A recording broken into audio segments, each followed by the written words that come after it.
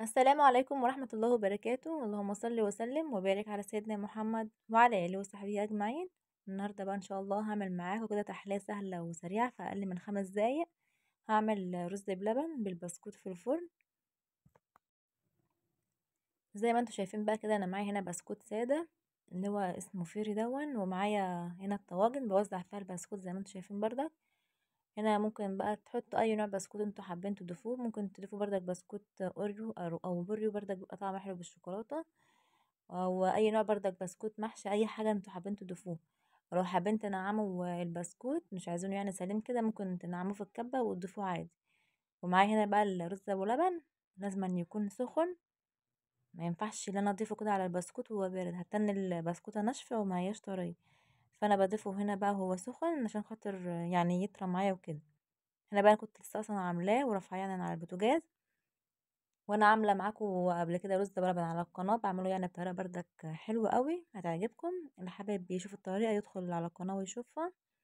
وهنا بردك القوام بتاعه مش بحب اللي هو يكون يعني تقيل، بحب يكون اللي هو يعني لو تقيل قوي ولا خفيف قوي، عشان خاطر انا لسه هحطه في التلاجة هيسقع وهيتمسك مع بعضه.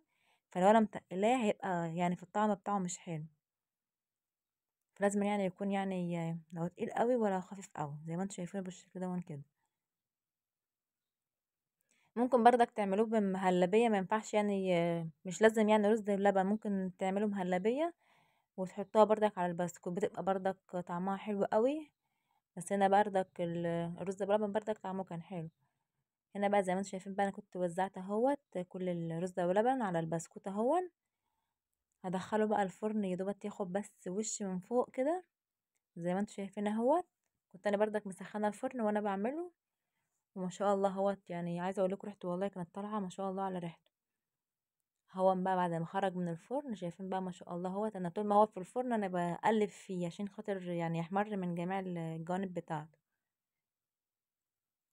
هو بقى زي ما انتم شايفين اهو ما شاء الله، هو طعمه بيبقى حلو قوي بالبسكوت، جربوه والله هيعجبكم، وهو تغيير يعني في الرز ابو لبن. اوريهولكوا بردك اهو. شايفين بقى ما شاء الله، هو بس منه لسه سخن، البسكوت طري خالص اهو، ما ينفعش بقى يتاكل وهو سخن كده، انا بسيبه بقى لحد ما يبرد خالص وادخله بقى التلاجة. هتاكلوا بقى احلى بقى طبق رز بلبن بالبسكوت. جربوا بقى الطريقه ديت ان شاء الله تعجبكم.